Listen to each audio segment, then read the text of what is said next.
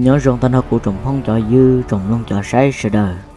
mà nhớ linh hú nó của đan hưng mong của đặc cam ba tàu ra miền đan hưng được tông sang của yên đồ thiết chi là nó đồ thế à mà đồ thiết chi nó của yên đồ là gì rong lông chỉ nhớ này trồng lông trồng sai sợ đời to to cơ gầu lịch thiên nữa ấy gia linh đỡ trở cũng mất thả tôi rong lịch chờ lò nên số môn tàu kinh đầu thế à thế cuộc khi đó nè hay tiệt thoát chính đâu anh chơi cú là một bìa đan hưng inu cho ý đại linh nó sư mà chơi ô tô này la tỏ cơn gầu lịch thiên à thế chỉ ta linh đỡ anh chơi này chưa la tỏ bự cản thu ấy ta kỳ sơn giỏi ở tôm lông ra chia ấy gia linh đỡ thoát chính đâu thế chỉ giờ của họ lửa non non tấu tỏ rồi lịch thiên trở lại một ô cá tôm bé đi tí xì ấy gia linh đỡ đó giờ từ đó từ sở sẽ của trong nàng cá tôm bé đi nó lọt ba mũ chậu thế nữa mà này tổ được của nắp profile được và trong và của bé đang nó chỉ tí tổ trâu sư chỉ được chụp là hậu chỉ có bỏ của nắp profile chỉ thằng đó chỉ nhớ trong tờ của nắp profile nữa nó mà cụ chơi tu link như trong hoàn tờ nữa chỉ này tổ tu link đó sẽ chỉ tôi dặn muốn ga trong bố tổ của trong YouTube và của các tuần đó là giờ linh đó trong phong trò dư rồi đời thản đó lần gì sĩ hở sư bây là một pi lửa tông xăng nhất trong tụ nó xe của họ dùng mất thả tôi dùng để chờ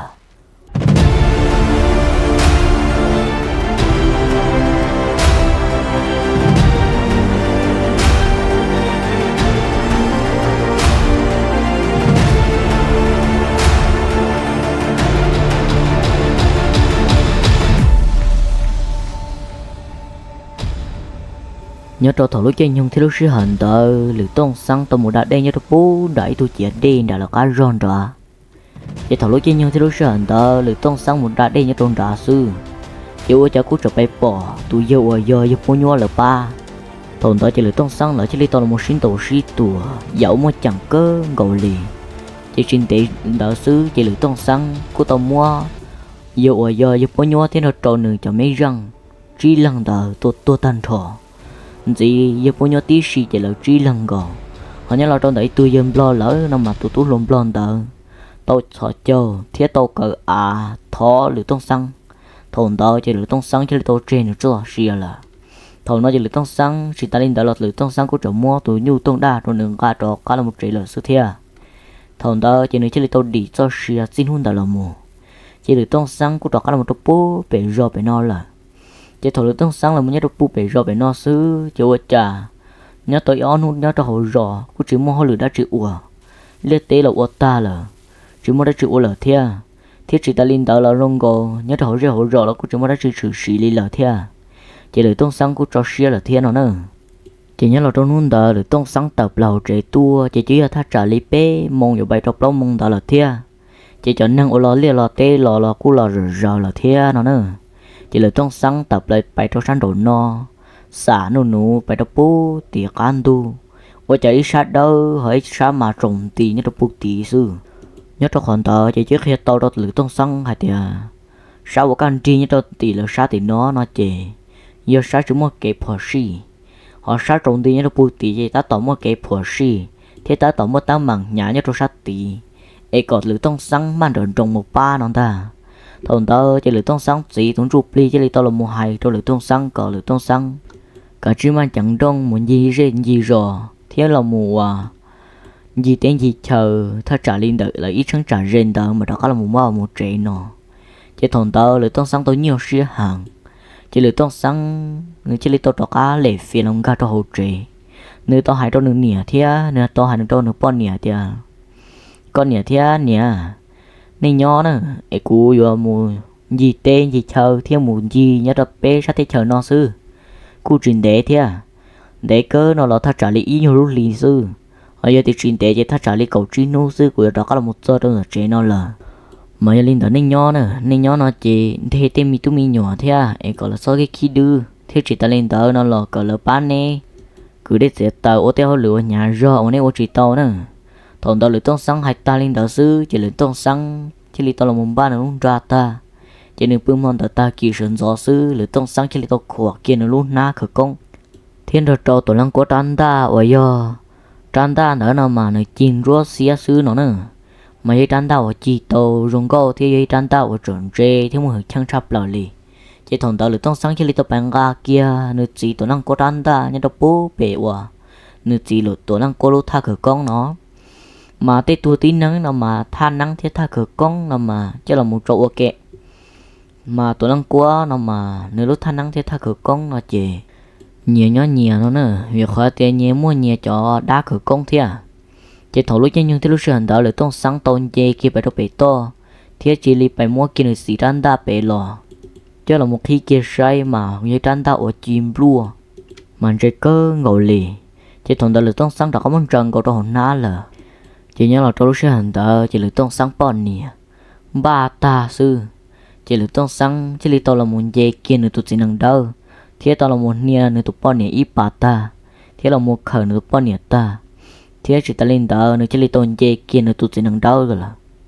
ai yếu tôi muốn đọc pu sau lúc trong phụ đập hậu mà cái bài đầu đào pu đào u mà mới lú rò mà lọt trở như pu đào thế nó nữa mà nhớ đọc pu đào lú ròn ra nó chè thế nhớ trong đào lúc trong phụ đập hậu nó mà để cơn cầu lịch thế ôn đây yếu tôi cho nhớ trong đào lúc rò phá khe mà nhớ khó chơi ở đây cơn cầu lịch thế việc khó tiết tôi muốn nó mà nhớ khó chơi ở đây cơn cầu lịch thà trả lịch chi trong hút kèn đào mà lịch tôi cho thế mà nhớ là trong lúc chơi nhung thì lúc sẵn đó cái kia sổ trong phụ đập phao là một trong buôn đã tiền là nó chỉ có lúc rõ là nó mà như lúc rõ và là mua tỷ lúc bê hoài tiền lúc rõ khom bông nó việc họ thiệt thầu u mà một khom bông tao cơ gầu lì chỉ là chơi là mù trở ra nhớ trong là sư chỉ có chạy nhớ trong buôn đã cá rõ nó mà cũng chẳng mấy gì mong ý gì mong là nó mấy gì và rồi nhẹ sư thế thầu vậy chúng mình chỉ nó tan cho khi chỉ cán rễ nó nữa ta chỉ mấy gì mong nó mà gỡ không mấy tuôn xài mà rong câu cơ gầu lịch thia chịu cha nhớ là tôn tấu xong thô lò lờ chỉ có chúng mới tết tám mảng nó trừ xỉ nhớ đỏ là lú rong mong hồn nó chịu cha nhớ là trong xong nó xứ chỉ có chúng mới tết tám mảng nó là một trừ xỉ nhớ đỏ là lú rong nó là vì khỏi tên nhớ là tao trong sản hút thô lòn tờ chịu cha chúng mấy như lý nhu nè mà là một cua thế chỉ ta lên đó nè mà là một gì luôn tu sư nó nữa mà cô cho cho nên cho gì là cô chỉ dùng bự kia lì chỉ mấy nuôi đó chỉ dùng như tu nơi chờ chỉ liên cả đáp họ và bên mong cho họ nữa họ mong nữa nơi chờ chỉ liên cả đáp họ mong đó bắt đầu bố tỷ trung thế giờ bài tua sẽ bỏ tôi ở tu nã ở tu nung cho là muốn no nó tồn tệ là thế chỉ tao non cái nà đi là cho nên chỉ lấy tao bày rõ nhá tao bố số trong phụ đập hậu thế chỉ ta lên đó nó mà là lúc trong đó mà mua cho nhiều ôi nhập lợn trâu là do tiền mua cho nhiều bắt trâu thì cho nhiều trâu mà lo cơn gồ thì giờ trâu lia mà lo cơn gồ xong còn năng bùa nó nữa mà tồn đỡ nó mà những mua cho bắt trâu cù thì những mua cho chỉ trâu cù mà cho những chỉ trâu đỡ bé mua hồi thì chỉ trâu của mình nó việc họ thì thọ có muốn no lời nhớ trong xã hội nên những mua ấy cho của tê tăng đu thì rồi của tê luôn nông đu mà nhiều tờ nữa mà chọn tờ nên mình chỉ thông giặc của mình chỉ bé phần trong bé cũng muốn hồi tiền chỉ cho của mỹ sư ta chỉ tao bao thì cho lâu là không muốn hồi lịch trả chỉ thầu lúc trên nhau thì lúc hành tờ nó mà chỉ rồi tụt tú nó mà nó bé họ hồi tiền tú bỏ xì trắng nó mà tú bỏ xì trắng chỉ nó mà cứ ấy tu to sẵn nữa mà nó bé họ hồi tiền chỉ rồi nhìn giờ nó chỉ thầu lúc hành tờ chỉ rồi tụt tú rồi tú bỏ xì trắng nữa chỉ lấy tông ấy kia nữa chỉ đáp họ bây giờ đắt phò mông mà đắt phò nữa mà tua tê tư là mà những chữ xả kia liễu tua tê tư là chỉ như tê tàu nọ sư chỉ thằng đó nó chỉ lấy tàu ấy kia nữa chỉ đắt phò tu mù là chỉ thằng nọ tu bỏ sự trắng tu mù tí mi bia rõ sư chỉ qua cha nó chỉ tu mù khó tới khó chơi mà lo trở là thia mà khó chơi đó nó mà như khó chơi nhớ được bu sổ tên đã trống là sư ta chỉ mà cô chồng một đây chia chút dễ bị tê thì tê lò thia chế thôn tớ chế tu là nó nhìn giờ nữa chế li tô là một rổ thế nữa chế li tô là một kho thế thó tới kho chờ nhớ thôn tớ mà nó tôi chơi chỉ họ li là thế à chế nữa ta tỏ nó mò chúa tan thọ sư chế nữa chế li tô là một ba bự lở nó nữa chế thọ lối chế nhưng thế lúc sư hận tớ tu ở do bỏ sự trắng nó nữa ta là một bự kia sư ta trả li học ta ít tu lối giăng nhọn tớ chỉ ở trong nữ rồi chỉ liên bao số kia là do hai tiền bên mong hai tiền tàu ít tụ cú nhia nó nữa chỉ rồi chỉ liên đầu kia tụ cú nhia chỉ ở chân rồi nhớ đó khoản tàu sư chỉ ở chân rồi chỉ liên bỏ tụ chỉ năng nhiều mong lầu tàu hơi chữ cỏ nhỏ đu chia là đó bố tỏ lò chỉ liên là một hai kia trong nữ hai tiền mi tu có tua đã chỉ tên nó ở chợ có tua cho trong đó thay cho nó thế à thế có giờ tôi một đó chịu chả có là một giờ đòn đỡ nó thì thằng nó tôi tú bỏ xì trắng nữa chỉ là hai kia tôi thông không lòng đỡ thì ô nếu rong chỉ lo là thì chín giờ cú tua nào mà cú truy tôi một tua nào tôi không có xì sư nhưng chúng mới được thực hiện của cú tua đã xem mà cú tua cú sư ấy giờ vì lý chả có là một giờ đòn đỡ có thế à thì thằng nó tôi thông không lòng đỡ nữa chỉ là hai kia tôi bỏ xì trắng hai tiền mi tu ta kỳ sơn gió nữa có cả chiếc trò có một chế tên nó chỉ này tê tê tê chờ có con cho con rong hay tê nó cho cụ tê chơi nhá chơi bự sư thế chỉ những tôi ta cầu của hai rồi y nó cho tê chỉ vô là chỉ rồi on chơi của chỉ hai rong là nó mới tu nữa chỉ tu bỏ xì trắng nữa chỉ lấy tiểu linh tờ mà lo thầu nó chỉ tu bỏ xì trắng chỉ lấy chỉ thằng chỉ chưa giải lấy y tầm mòn tờ mà nó cơn gầu lì mà tu bỏ xì trắng là nó nữa chứ ba tôi rồi rong tua trên chơi chưa lấy tua là tua nung dư xia nó và chả nhớ là trong món nó kia sư nữa rồi chỉ linh tôi tôi có nhớ từ tớ linh đờ mà tôi tin hằng tớ nào mà nó chỉ khấn chờ chưa nhầm không chế nó nếu chưa là lúc chỉ mong thế sẽ cho chỉ mong sư ta chỉ mà nếu lúc tròn đỡ mà vua là do tiền nếu chắc là mùng lúa đồ ít trên tớ mà ít chế plau mà chế plau đỡ mình chỉ rong đi dài đã chế chỉ chờ nó nữa chỉ thằng nó chỉ lấy ô tô tu non trai chỉ ta kỳ sơn gió sư nếu như chỉ nhỏ lên là nếu chỉ lấy tàu chó có một chế là sư nếu chỉ lấy tàu là một bia ta tên nó trâu nếu chỉ là ta chỉ thằng nó là nếu chỉ với tuần nào muốn nhẹ thia nó nữa chỉ nếu chỉ tao muốn xia thì chỉ ta lên tới nó mà nếu chỉ những bao lời tiền với tên nó là một chữ trâu là chỉ yêu chủ đâu nếu tu mà mua sư lì thì thằng lúc xưa nó nữa chỉ lấy tập bài hay tuần năng ở rất chơi chú pli đó có là một trung bó chú chế nó nữa thằng đó chế nữa chỉ lấy tập bài hay tuần tín năng đó tôi một chú pli đâu là thằng nói mà chỉ lấy ô tô tu nó chỉ một mo là chỉ thằng lúc chơi nhung thì lúc xưa hẳn đó chứ thằng là chỉ tôn tế tao cá nó chứ ôi cha rồi chỉ lấy pi mấy tuổi lấy nhu mà là một pi cua nhớ tôi sáng trả riêng đó mà qua mò tư thiên hữu tư là mà như thế tôi tin rằng tư tờ muốn cho gì bỏ lúc họ mua mà chim lại lép luôn như tôi bú thì lúc trong phải đạp hậu tua chị tôi tin rằng đợi chị mon đợi chị nhưng cứ tua lên ra nữa ta kỳ sửa lo chị nhưng cứ tua lên ta nhưng chỉ hai tôi tin rằng tư li giờ tôi phải bỏ lúc họ mua chim lép luôn đỡ lỡ nó chỉ nhưng cứ tua lên ta giờ thì nếu tôi chỉ phải bỏ nó là cu rong thia giờ thì chọn năng ở mua cho gì thia nhìn nhẹ tờ trong đó mà là mà ngon cua sẽ đọc bố tí tê sẽ bố mô đá trì sư lại cho năng đỡ mà những sai trừ sư thia nó nữa chỉ thổ nó ô cha chân sai ta bọn đó là lo chờ mù tì mù bỏ on cơ không mua liếp luôn đó thia chỉ li ô tô lỡ mò chỉ li ô tô lú rõ ô do lú rõ không bông nó cho năng của nó trở chỉ li pí tua ôn tu rù là mù ô do cho năng ô do cho năng mù bỏ on cơ không mua liếp luôn đó gần cầu sư thia nó nữa thiết thầu ở trong tu thiết thầu đốn nu đó mà nó có mấy nhà lính nhu là mù uộc cua nha đó pu thì tên trong mà chỉ sẽ cơn gầu ly tên này pon nhỉ thiết tên này tú lùa mà ô tô lớn sai cơn gầu ly thì nó nữa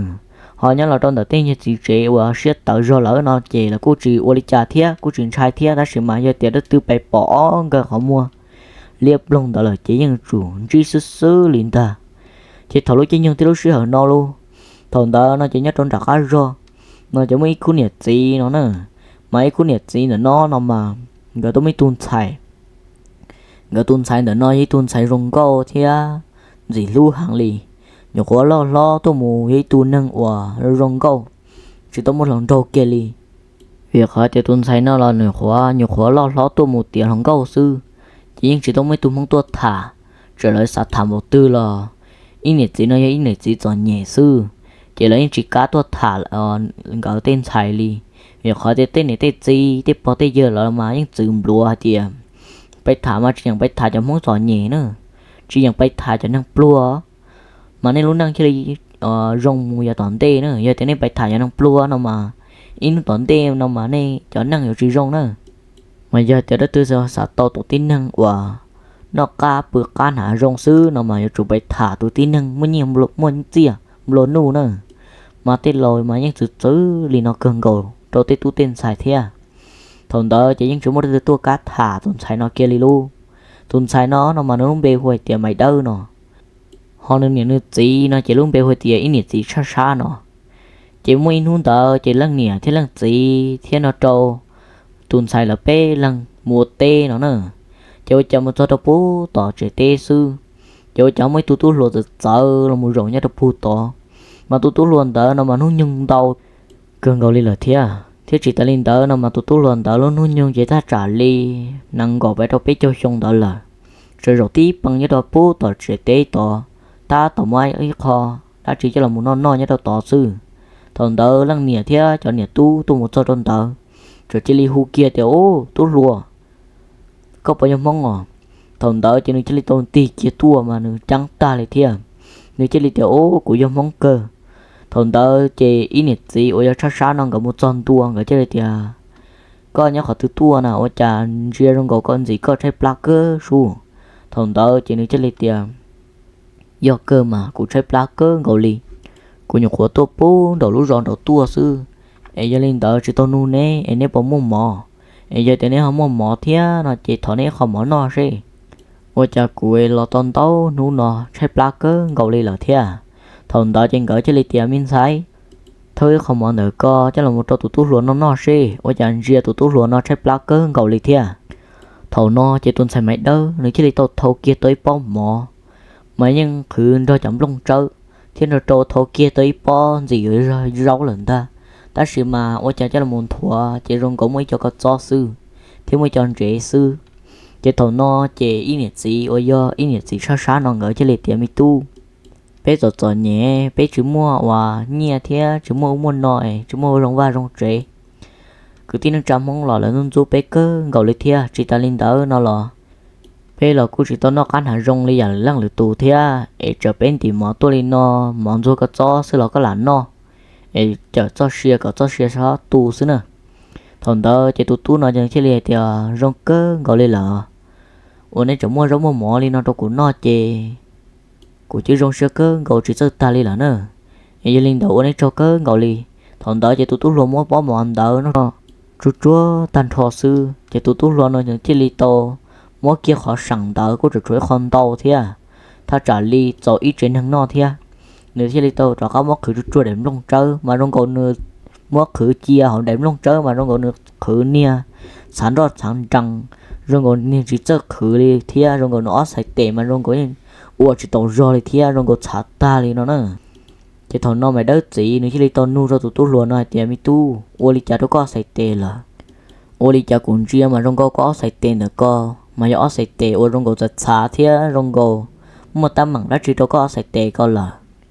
chỉ tụi nhu nữa chứ lại hai kia cho tụi chỉ lo ở do hai kia cho ít nè gì cho sai thì à ô cổ sạch tệ nó chúng ta tăng mảng đã chỉ cho chứ do tiền lo ít món nói chú do tiền được xả ta là sư nếu như chúng ta đã chỉ cho kia liền thế chỉ ta linh đó cũng mất mỏ cứ chua chia cho của mà muốn có cho bố rồi nên đúng ròn đầu thế à thằng nó nè gì nó ngỡ chỉ lấy tiêu lên tàu mà mi tu thằng đó chỉ tu nó ta tao đó có mắc khử đua ta chỉ mà rong gầu sai tết xả thâu là chỉ tu lăng nè sai rồi cho sai tết xả cơ gầu li thằng đó tu lăng nè chỉ lấy tiêu mi tu cho tao nở co ấy cũng mà lấy là muốn mắc khử chia giờ thì có mà kê thia chỉ cả chữ mù giờ thì chỉ tao mà là chỉ cả chữ son nó ý mi chỉ rồi có cho tết cho tao co nửa sáu ở lông là ấy còn nửa rong thế còn nửa sáu tua cho ấy có mà liệp mù là po thằng đó chỉ tụi tu lính nhu nó này chỉ liệt tiền cả liệt rồi cũng giống mà kê thiên rồi cũng cho nên nhóm nó chỉ tôn đề ấy giờ linh đó cuộc khứ là giờ thì cuộc khứ chỉ tao bấm món nó chê tôi nè lo là giờ tụi chỉ lo ấy nếu mà ba món tỷ chia ấy cũng cho cơ còn cho nên bấm món nữa thằng đó này chỉ liệt tao tì kia mua tôi một bỏng cái tuần xài mà rong câu cơ gầu lì thằng đó cho nên chỉ liệt nuôi lo hay tiền nè lo là giờ tiền nè giờ thế chính giờ đợt nói do nè và tuần xài là chả và chả rong câu tam bộ nó đi thế à thằng đó trên gửi chỉ lấy tiền do cơ nên xài có chế những phèn của đi co nè chế là hai tiền nhẹ sư thế nên chế là hai tiền rong câu xưa của nên xài nó chế nè đã tua mong nó chỉ cả tua thả lên mà mới tua thằng đó chế tu nhu là nó chỉ lấy tiền ô giờ chỉ có cả nó chỉ có cung ở đâu cũ cho mua bao sẽ là bao của chú nhỏ tàu tha trả li năng gò về đâu bé cho xong nó của chú một giây tụ bao nhiêu li nè thằng đó chỉ tụi yêu ơi wow tụi lăng chỉ sát sát nữa nó chỉ lấy tiền hơi giờ mi tụi bé chơi là chọn nhẹ cơ gạo lì cho nè cho năng coi anh chơi nè nhưng mua thì là chạy nè nhưng chỉ cả thả bé tên xài chọn nhẹ nói chơi cả liệu họ giờ thì họ nhẹ chuẩn cho trâu nó là cô tôi dùng mua bao sấy là mà thằng đó chơi trò chơi li cho xí xí cho đa li nó nữa thằng đó chơi lăng xài chơi lấy tiền gì mà hái chơi lên đầu tiền thằng đó chơi tụi nó chơi lấy tiền linh đờ xưa niên giờ thiết tin giờ em cho linh đờ cú muốn đây là em play rồi ở trong tu nó chê nếu mà linh là cá lò thằng đó trên gửi cho linh thì ô linh đờ mà tu muốn đây đâu bố bể coi giờ thì chúng muốn theo son nó chỉ em play rồi lo son để em play rồi ở trong tu nó xứ chỉ cú là chỉ là thiệt chỉ tụi nhung là nó chỉ linh hạt kia trâu niên giờ thiết tin giờ thì ở trâu cơ gầu ở này cú chỉ mua rau mỏ của nó thiếu cho tụi này lúc cha bự thiếu lúc chờ bự em giờ thì cũng phải đọc bút bị rau móng bể em mi pleo ro họ giờ của anh thì tao cũng thích cứ tê ti như đọc bể thia nó chê giờ của bự là cũng thích cứ tê ti lỡ cho họ giờ thì của bạn thì chỉ tao cũng thích cứ tê ti lỡ nó chê của mà lên lòng bự nữa nè thằng đó trên cái chơi lấy tiểu linh đó mà tu có cả chiếc bài bài mi pleo ro giờ thì chúng mình chờ bự chỉ là một bự là nè pleo ro giờ trong tu sẽ chê của trên đó trâu của chó nè tu bé cu đó cá lò là thia thằng đó chỉ tu lì nhu là thì tu nhu là nó nếu chỉ lấy tập học lờ bài là thằng nó chỉ ý nè chỉ sát sát thế nó trâu tụi mình xài mày đỡ lỡ chỉ lấy tập đó cá mua tê là mà lỡ tha tê mà cũng được chuẩn tao cơ gầu lấy thia mà ý phẳng còn nó đọc bu bé u thia nó nè nhưng chỉ chuẩn tao cơ gầu lì chỉ thằng nó tu nhu bài plon tại nhớ đọc bu tỏ cho kê or là tua bu tỏ nó tua sư plon tại đọc bu tỏ sư trên đường trở chỉ máu nó tua nó pu bể khổ kê là cho cha tụi nó plon tại đâu tỏ sư cho in nhiệt gì nó cái trở chỉ nói lú xua đã lấy nhu cua nó pu tỏ u khó à tụi nhu là nó về plon nó pu tỏ chỉ thầu lúc chơi nhu thì lúc sẽ hận ta chỉ tụi nhu là nó nếu chỉ lấy tỏ quay xuống mà đọc cơn gầu lì mà lúc xuống đó nếu chỉ xuống năng nếu xuống lì nhu ta chỉ thằng đó mà ô tô in nhiệt gì thì chẳng năng nào mà lại nhá ít chẳng trả riêng nào mà là con trai cơn gầu lì ta chỉ liệt tên non đâu mà giờ thì chỉ ua chỉ có chỉ tao nó thế chỉ ta linh đó số chia sẽ chỉ số tua chỉ là chỉ là tao ua mù ấy chỉ là tao chú thế tao play là muốn no nhá tao không nó thế chỉ thầu lối trên nhưng thế lúc xưa hẳn đó chỉ là ua tê ý mi chỉ rơi ở trong tu sư chỉ là chỉ là tao trọ cá là mù nhá tao hổ vào chỉ là chỉ chỉ là tao ở nó trọ cá là nữa vô cha tu nhu nó nếu chỉ tao trọ cá là một cho tao pu đã cá rồi nếu chỉ tao là một cho tao tao ít nhiệt gì nó ngỡ lúc trẻ ở trên những bộ câu li giờ nó bố ít nhiệt gì sáng nó ngỡ chắc sáng nó ngỡ lúc trẻ cơn câu li là chỉ thầu nó nếu chỉ tao là một chân tao có khó trung chỉ tuần sai tờ tua chỉ tuần sai nếu chỉ hai kia trâu tụ ở giờ nó tao ô chỉ lo là giờ tiền giờ có tua ra của tua có nhiều có gì gặp bao nhiêu là nam bên trái nhưng họ cơ là mà nhớ đầu chế nó thằng đó là tuần sáng chịu khu đi thía nó nữa mà cái liệu đâu tụt tu gai lò chỉ tàu chế thía nó chứ thằng đó lăng lăng gì rồi chỉ nên gạt to phải tới trong sân độ trâu là rầu là sư phải tới chua trong sân độ chỉ lăng gì thế lăng niềng rồi chỉ lên tôn đâu tụt tu được thả chỉ là tôi chỉ thả em biết rồi đó chỉ tụt tu nó này chỉ là hai trâu ít nhiệt gì ôi ít nhiệt gì sát sát là nói tiền giờ tiền này ít nhiệt gì lâu nếu họ cả thế nó chỉ của họ giờ tôi giờ này tuần xài mua của bao của sấy nó nên xã nó trâu trong lòng một từ thế nên xã tôi nhiệt tiền tao một trả là của tôi dần những món cả to cho nên ta thằng nó chỉ nhiệt gì nó chỉ li hạt tiền ô mi tu ở tuần xài chỉ dù loại chỉ do hạt tiền dù loại dù nhỏ tí bao chế min xài chế rong tàn tôi li giải dù loại chỉ giờ tờ trong lòng ô khua để cho nên đỡ nữa họ chỉ thấy tu nữa họ thấy tuần xài chế loại cho on nhiệt gì lâu là thế nhưng chúng mình mình nhỏ tôi mua nhà toàn đê rồi mua tin hiện xài có sư mà những chỗ khổ xỉ được cơn gầu li thương trai trả lần hữu lò nó đen đó là trong gầu trả chỉ to để hậu li là thế bỏ tờ là trả chỉ to tờ trâu li là thế chị cho li tiêu lò có sống mót đâu có cơ gầu li thế ta xem mà rồi dù tôi tí thun xài nó sư giờ tiếng mua li bếp đau tú nó mà cô chỉ lúa từ là mà ta sử rồi mua tí tu nó sẽ chỉ lu cơn gầu li giờ linh đó có là luôn nu nửa xưa được bởi dặn mà giờ thì có nu nửa nửa hơi dặn thế nó chè có cua cho nửa mũ có bao có sẽ là bao tuần sai nó mà rong ở nhà cơ ngồi lấy thế ta chỉ mà có有主动nu nửa nè ít nhẹ chỉ lâu chỉ bỏ cá chỉ tiền này cho cái lú thế chỉ bỏ cá chỉ tiền tên mình chúng mình nhỏ lấy trả mà giờ linh đó khó nó mà nhắn đợt nè là sư thằng nó chỉ tụt tụt luôn nó nói chỉ lấy to là mua lệ phía thiên hữu là tụi mình xài tiền mình xài giờ linh đó ấy giờ tụi cô là mua vô cơ nó nè ấy có học bảo tổ xía thế có học bảo cả vô cũ thằng đó chỉ tụi xài nó nói chỉ lấy tiền mua hay lo lỡ nó chỉ chuyên xài thì vô thế nó ta chỉ mà họ chúa cũ nè cũ chính cái anh ấy lâu thế ôiอย่างก็hay trả nó đến đó là chỉ tôi đi học bỏ tờ là chỉ tôi tài khoản đây thế trên xe gia linh đỡ trên xe của trợ sẵn đó của nè của chính cái nhớ nên thế mua giá toàn thế nữa gia linh đỡ trên xe của trợ chỉ tôm ba của lún năng gia tí nó toàn thế tư gia thế của xã của lún năng nó của mà li tua hải nè nữa chỉ ta to này tua hải của mà li tuân chuyện này vừa xưa thằng đó lo nên sai cho hai tiếng nếu một luôn chúa linh đỡ trâu tụt tụt luôn nó thế nó nữa thằng nó chỉ tụt lúa chứ lịch giờ giờ thế này họ chỉ cả thế nó chỉ cả liền nữa này nó oli nó cho thế này họ chỉ cả thế nó chỉ giờ giờ lượng nô của tua nó là nên tuần sai chỉ tôi yếu gì nó chỉ của mà đi cho các tôi yếu họ giờ tiền của tôi cho họ yếu gì là nó là cả liền sư ấy nó chỉ của chúa tao thả lên nó sư ấy của cho cá là thế trả họ cho cuốn tu của họ một chỉ cho chế thế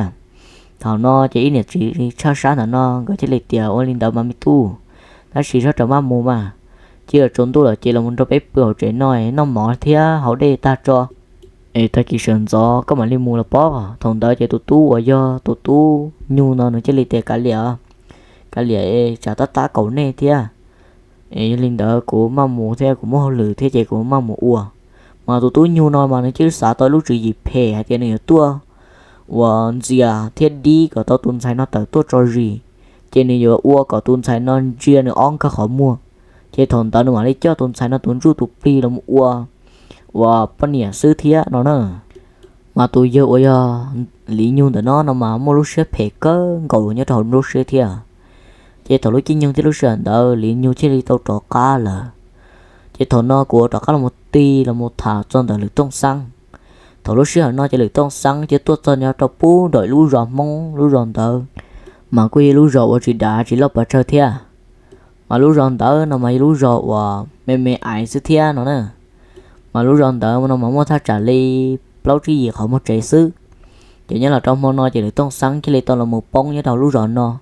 chỉ được tông sáng chỉ lấy tao là một sò nhớ đầu lú rò nó là thằng đó chỉ được tông sáng sò nhớ đầu món nó y mò chỉ ở các anh tu thà trả ly bé mông tớ nơi cho bé mông mua tiền bé tặng